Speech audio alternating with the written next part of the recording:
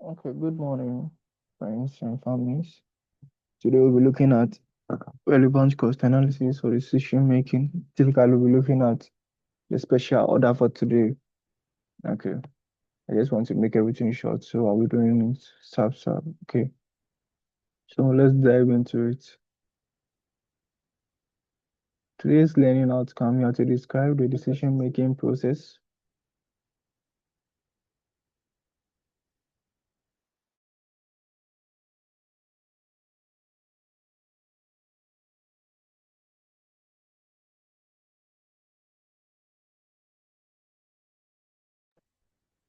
You have to describe the decision-making process, explain the characteristics of relevant information, and identify relevant costs and revenues.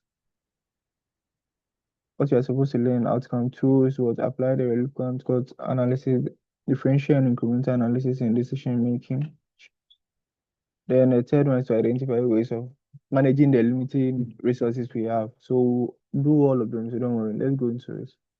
So first, this is the process. You can read on it. Okay. Decision making, the requirement, relevant information at the point of the decision, the knowledge to analyze that information at a point in time. They have the quantitative and the qualitative way. When you're dealing with decision processes, you clarify, you identify the problem, set up your objection or objectives, specify the decision criteria. That's what your decision will be based upon, and set alternative, determine your alternative course of action and evaluate the identify decision making. Choose better. You can read on these ones. Yeah. So my main point is okay, let's do it. Okay. These are the examples of relevant cost. You have the incremental cost, differential cost, avoidable, and opportunity. Incremental is just an additional cost in producing additional units. The differential cost and revenues are just what differs in making your choices, what differences to look on upon in making your choices you make. Avoidable cost that can be incurred when cannot like you can avoid it, something like when you avoid to either reduce your cost or something. Opportunity cost, best alternative for going. These are the irrelevant costs, the unavoidable costs, and the sunk costs. Sunk costs is simply because that when you incur, it can never be recovered. Okay, so where are you? Where are you? Okay, we'll be doing special order today. Okay, so this is concerned with whether to supply a customer with a single one, which is a single one of order. Usually at a one-time occurrence, whether that's allow price below the normal selling price. Okay, involves an order which utilizes spare capacity, which is only available if it's lower than the price, lower than normal price is quoted. So whatever they are saying is that when you produce a special, you give a special order out, and the prices of that one incurring is lower than the actual cost you incur, you accept. Okay, the price is more than the actual cost you incur, you accept it. Taking into consideration those relevant costs, mostly we look at the relevant cost. Okay, you see, let's look at the quantitative relevant factors. Only the incremental cost and benefit are relevant. The variable cost of producing the order is relevant also. The sales revenue is also relevant. So we look at only sales and variable cost of producing. That's the manufacturing, only the manufacturing side. We don't look at the non-manufacturing side. Okay. So qualitative part, we look at when we accept how does it affect the market as a whole. When when we accept the customer's order, how does it affect the market as a whole? We have sufficient contribution margin, justify additional bearing. Do you have enough capacity to carry on another order, decision rule, accept if it generates contribution towards the recovery of fixed cost, that is, provides extra contribution. Okay. As I explained, you have to check if there is what's it called, spare capacity. If there is no spare capacity, you accept if it's positive. Okay, see.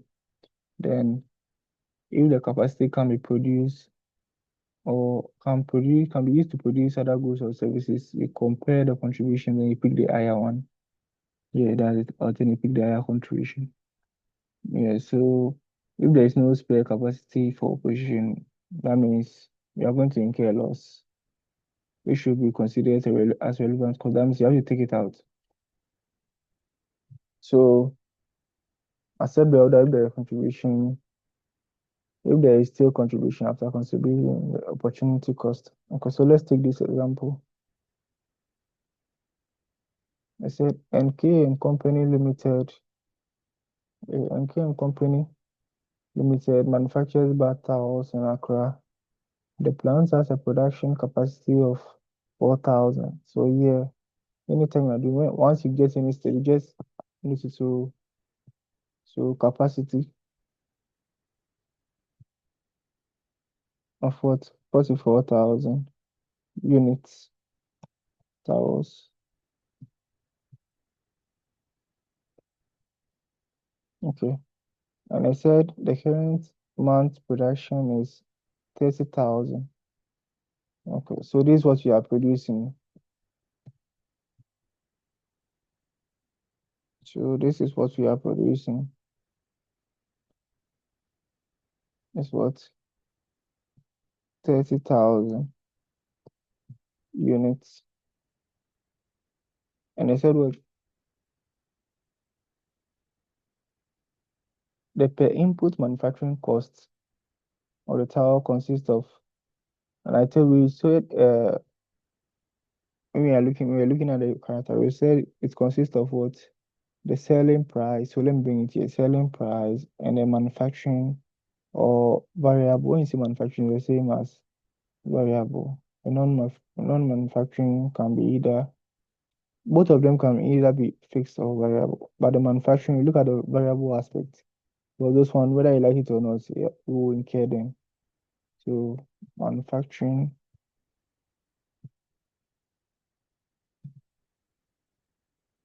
overhead.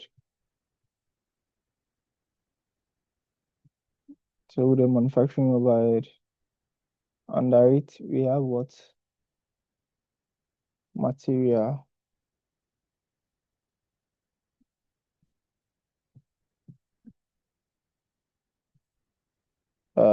Material is 6.5.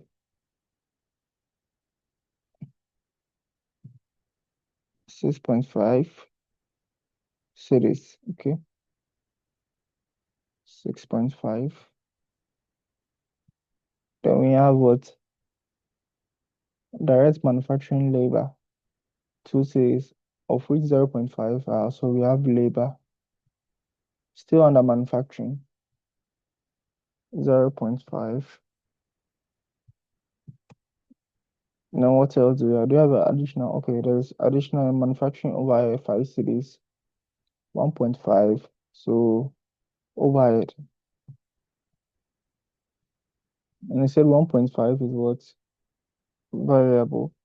So 1.5. Okay.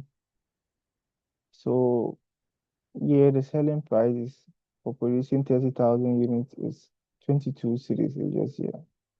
So we just bring it here. 22. So here,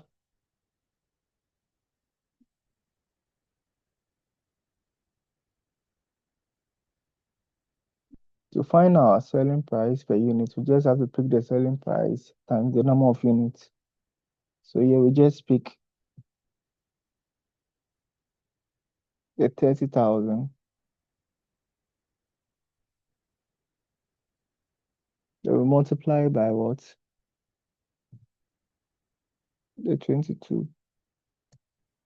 Giving us 660,000. So we come here, we do the same for the manufacturing overhead. So the manufacturing overhead usually come here. Let's say we assume this one is because you are producing, so we are only doing for the manufacturing side overhead. As in the cost, whether we like it or not, like they are the costs you are going to put into the production. Okay. The cost we use to buy our raw materials, the ones we use to pay our labor for their services, and the overhead cost, it could be rent, those kind of stuff, rent, depreciation, and other stuff. Okay, so let's see our material. So this one is 66. A 6.5 multiplied by our 30,000 units. Okay, and here is our 0.5. Okay. Say we multiply by our 30 units, 30,000 units, getting 15,000. And here is our overhead is 1.5. Okay. Multiplied by 30,000 units, giving us 45,000. So here our total manufacturing overhead.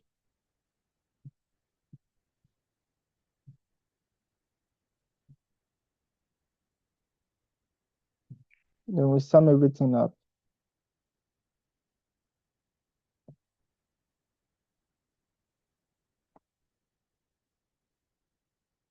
Giving us what? 255,000. Okay. But here, let's look at it. We ended somewhere here. Okay, 5. We said the marketing cost, and we know that marketing cost is a what? Non-manufacturing cost, because that one is done after we've produced our product. That's where we market it and we sell the finished product. So non-manufacturing overhead. It's also an overhead cost. Okay. So with that one is where is it? With that one, I think or 5 of which I got. So 5. 5 is variable. Okay. So 5.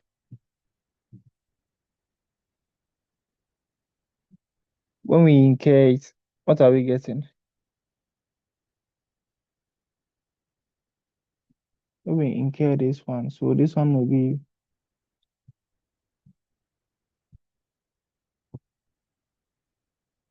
equal to the 5 we have multiplied by the 30,000 units. Okay. So now we can take away our variable overheads to give us our profits. Okay, so this is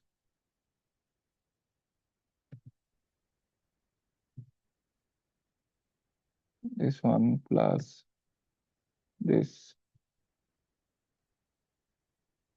Okay, so these are profits.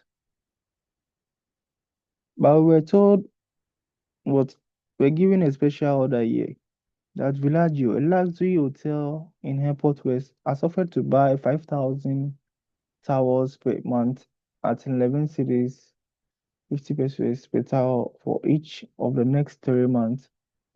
First, you have to check our capacity, whether we have more to produce. Okay, we have more. Since we produced 30,000 out of this one, so left with 14,000. And they said they will buy 5,000 of it. Okay, so let's do our special order.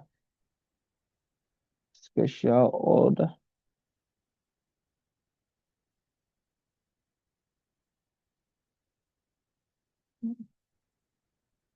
Okay, so this is our special order.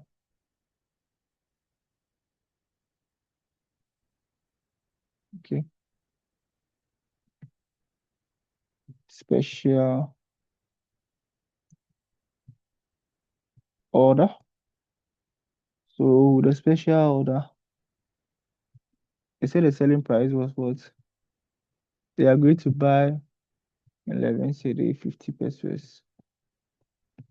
So we just have to, and how many units? The unit is 5,000 units. Is it 5,000? Yeah, 5,000 units. So we just have to multiply this by this. So we take our 11.5 multiplied by our 5,000 units, giving us 57500. Then we come here, we take our what? Only manufacturing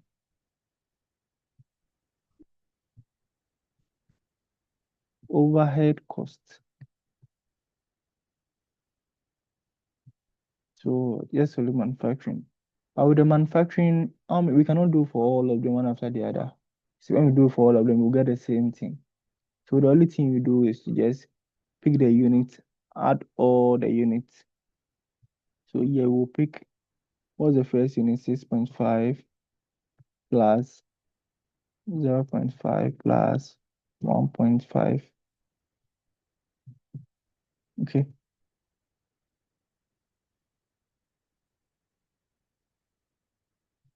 So there's it.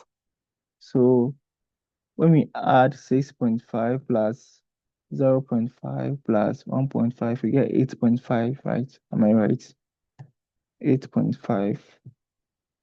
Then we multiply by this 5,000 units, giving us 45,000. So what our profit, or what we call contribution margin, will be equal to this minus our variable manufacturing overhead. Someone asks, why didn't we use the manufacturing overhead, non-manufacturing overhead? Because at this point, we are not marketing. Okay, we've already gotten the customer we are selling to. But this is when there is no customer and we are marketing our product to get someone to sell to. That's why we included it here. So with this one, since it is positive, we accept the order. Assuming it was negative also, we wouldn't accept. Okay. So with this one, whenever we've been given fixed cost in this particular aspect, we can incur the fixed cost over here. By in special order, we don't incur the fixed cost. We only consider the fixed cost once the fixed cost there is an increment in cost. That's when we consider putting the fixed cost over here. Okay, we bring the incremental fixed cost over here. Okay, but we assume that there is no increment. Fixed cost is fixed cost. We've already incurred it here. So once we are selling it to someone, it will be part of the cost. That's what we assume. Okay, let's move on to the next one.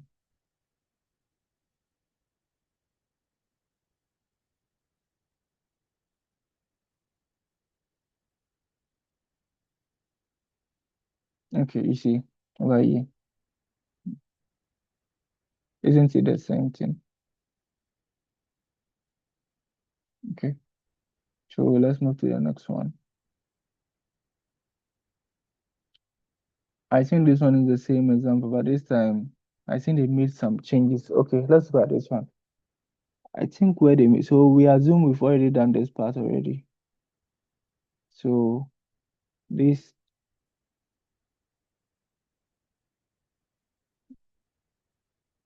we've already done this part.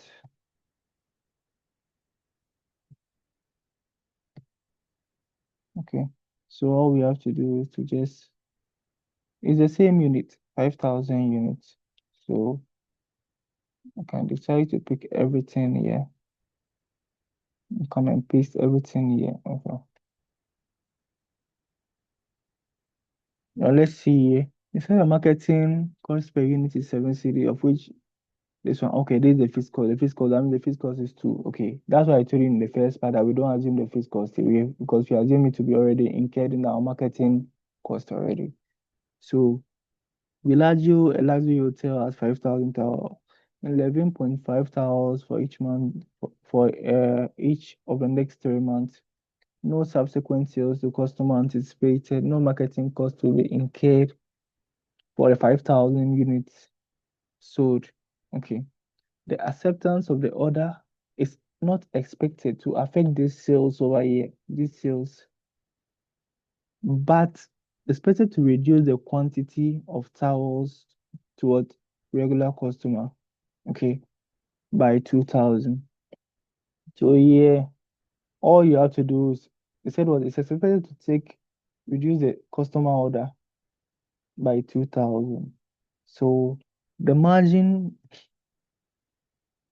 and the contribution margin that 2,000 units for 2,000 we're supposed to go to it. Our regular customers will be lost due to what some special order we made for someone.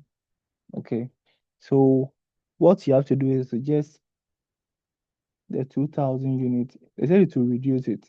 Okay, so we just have to subtract,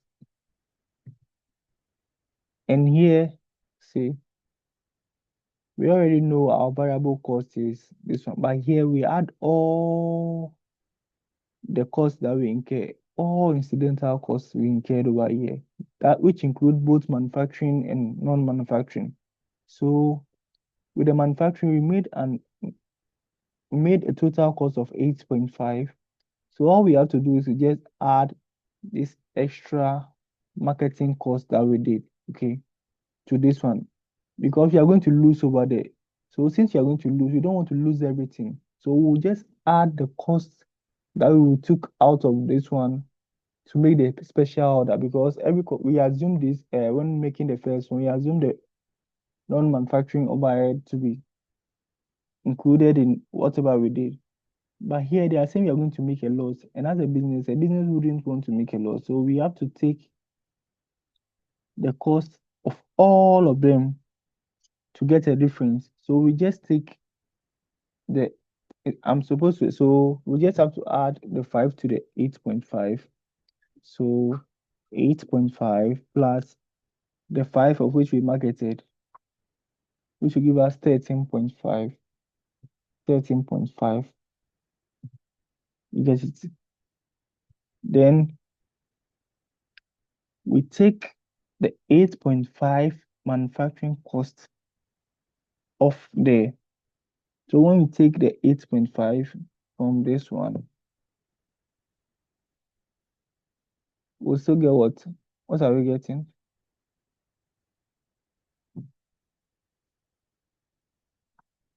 Oh, sorry. We have to take the 13. Sorry, I made a mistake. I was supposed to tell you this. It's rather the sales rather. Looking at this one, we just have to take it from the sales from the total. Okay. We take all the incidental costs from this one, then we multiply by the 2,000 contribution that we are going to lose. Okay. The reduction in price. So with the reduction, you just have to take it out. So like this, we took the manufacturing overhead from the selling price. Okay. So we only have to do that. So here we only do the 2,000 that we reduce, the 2,000 units. Yeah, it's not supposed to be 5,000, you see. They will multiply by the difference as in the change in the what? In the variable cost and like our contribution. Okay.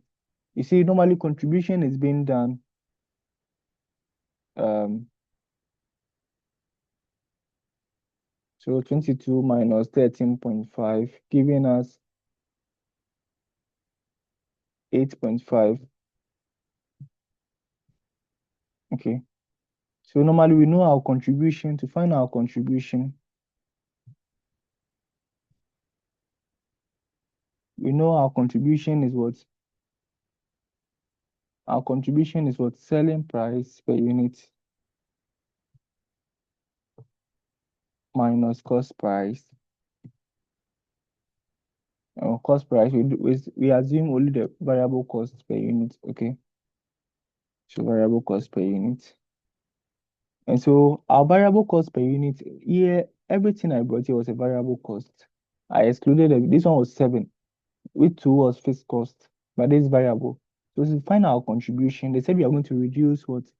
It's going to reduce customer by 2,000 towels. That means our contribution is going to reduce by 2,000. So we know our contribution, we know our this one to be 22 minus our 8.5, which is variable production overhead, plus our 5, which is the variable non-production overhead. You get it? So this is our selling price. This is the selling price is this 22. And when we add the 8.5 plus 5, we get what? 13.5, which is our total variable cost per unit. Then we get our contribution. So when you get your contribution, then you multiply by the number of units you're going to what? Lose. When you multiply, you get this one. And when you multiply and you get this one, you have to take it out of what? The profit to see whether you are still incurring profit or you are still making loss. When you let it out and you end up getting a positive value, that means you can like accept the order. But once you let it and you get a negative or let's say reduction in number or profit, that means you're going to what? You have to like reject the offer. We are not supposed to accept the special offer. Okay, that's how it is. So all we have to do is what?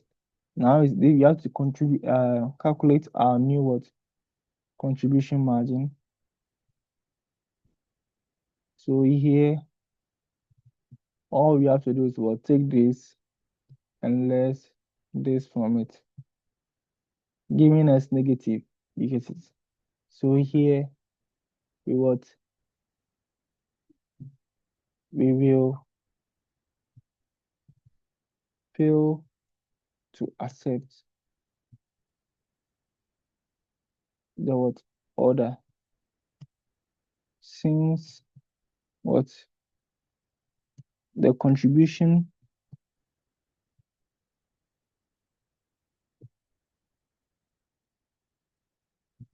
is yielding what? A negative figure. Okay, let's see for ourselves. Okay, we should not accept the order after what? Other qualitative factors, since the net operating income will decrease by this one. You can explain it in your own words. Okay, so this is it. That's that. So thank you for watching my. Please don't forget to like to help this video spread to other colleagues who are finding very difficult to understand this relevant decision. Okay, thank you and see you in our next video.